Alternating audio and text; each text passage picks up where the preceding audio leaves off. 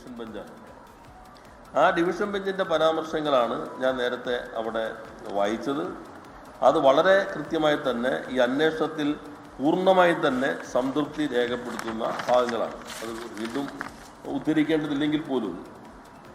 എന്ന് മാത്രമല്ല, അവർ കൃത്യമായി പറഞ്ഞു, ഈ SIT shall be conducted with the highest degree of discretion, integrity and confidentiality without divulging any information to the public or the media.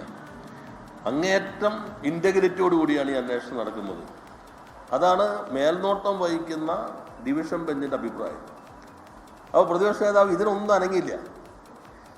സഭയിൽ ഈ പ്രശ്നം ഞാൻ ഉദ്ധരിച്ചപ്പോൾ അദ്ദേഹം എഴുന്നേറ്റപ്പോൾ ഞങ്ങളെല്ലാം വിചാരിച്ചത് കാര്യങ്ങളെല്ലാം പഠിച്ച് അവതരിപ്പിക്കുന്ന ആളായതുകൊണ്ട് ഇത് സംബന്ധിച്ചുള്ള അദ്ദേഹത്തിൻ്റെ അഭിപ്രായമായിരിക്കും അവിടെ പറയുക എന്നുള്ളതാണ്. എന്നാൽ ഈ പരാമർശങ്ങളെക്കുറിച്ച് അദ്ദേഹം കേട്ട ഭാവം പോലും നടിച്ചില്ല. എന്ന് മാത്രമല്ല, ശരിക്കും പ്രതിപക്ഷത്തെക്കുറിച്ചാണ് പറഞ്ഞിരിക്കുന്നത്. ഇറ്റ് ഈസ് പ്രതിപക്ഷം എടുത്തു പറഞ്ഞില്ലെങ്കിലും തുടർച്ചയായിട്ട് അവിശ്വാസം രേഖപ്പെടുത്തുന്ന മറ്റ് സമ്മർദ്ദങ്ങൾക്ക് SIT വിധേയമാകുന്നു എന്ന് പറഞ്ഞുകൊണ്ടിരിക്കുന്നവരെ കുറിച്ചാണ് ഹൈക്കോടതി പറയുന്നത്.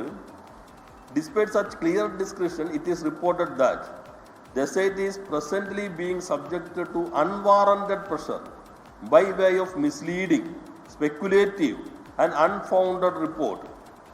ഇപ്പോൾ തെറ്റിദ്ധരിപ്പിക്കുന്ന ഊഹാപോഹങ്ങളായ അടിസ്ഥാനരഹിതമായിട്ടുള്ള റിപ്പോർട്ടുകൾ വഴി SITയുടെ ഈ ശരിയായ അന്വേഷണത്തെ സമ്മർദ്ദത്തിലാഴ്ത്താൻ ശ്രമിക്കുന്നു എന്ന് പറയുന്നത് ആരെക്കുറിച്ചാണ്?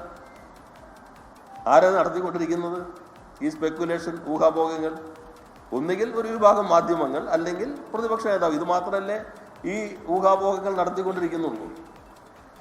അപ്പോൾ കോടതി പേരെടുത്ത് പറഞ്ഞില്ലെങ്കിലും ഉദ്ദേശിക്കുന്നത് ആരാണെന്ന് നിഴൽ പോലെ വ്യക്തമല്ലേ? ഇനി ഒരു കാര്യം കൂടി നിങ്ങൾ നോക്കിക്കോളൂ. ഇപ്പോൾ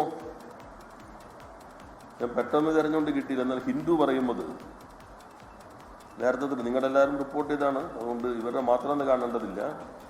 While talking to the reporters in Tirunelveli, leader of the opposition V.D. Satheesan alleged that officers were assigned by the CMO.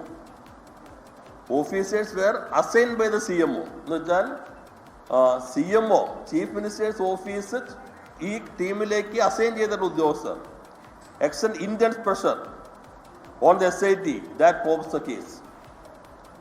He said, പിന്നെ അടുത്ത് ഭീഷണിയാണ്, the opposition was refraining from naming the officers. ഞങ്ങൾ ഇവരുടെ പേര് പറയുന്നതിൽ നിന്ന് ഇപ്പോൾ refrain ചെയ്തേക്കും, ഇപ്പോൾ പറയുന്നില്ല, വിട്ടുവെക്കുന്നു.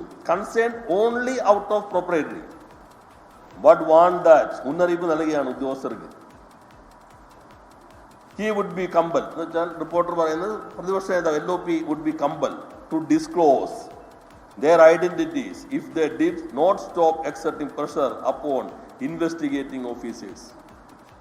ഇപ്പോൾ ടീമിൽ ഉൾപ്പെടുത്തുന്നതിനെ കുറിച്ചും CM ഓഫീസിനകത്ത് പ്രഷറിനെ കുറിച്ചും പറഞ്ഞപ്പോൾ ബഹുമാനപ്പെട്ട ഹൈക്കോടതി ഈ അന്വേഷണത്തിന്റെ മേൽനോട്ടം വഹിക്കുന്ന ഡിവിഷൻ ബെഞ്ച് പറഞ്ഞു, the inclusion of 2 additional officers in the based on request made, it is stated that objections were raised from certain quarters casting aspiration on the integrity of the said officers.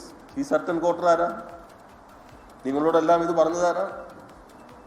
എൻ്റെ ഒരു ധാരണ ഇത് ഒരു എക്സ്ക്ലൂസീവായിട്ട് ആരും കൊണ്ടുവന്നില്ല എന്ന് തോന്നുന്നു. ചാനലുകളുടെ എക്സ്ക്ലൂസീവ് ആയിരുന്നില്ല. ഇത് സമ്മർദ്ദത്തിന് ഇതിൽ 2 പേരെ പുതുതായി തിരികെ കയറ്റുന്നു എന്നൊന്നും ഒരു മാധ്യമവും റിപ്പോർട്ട് ചെയ്തില്ല.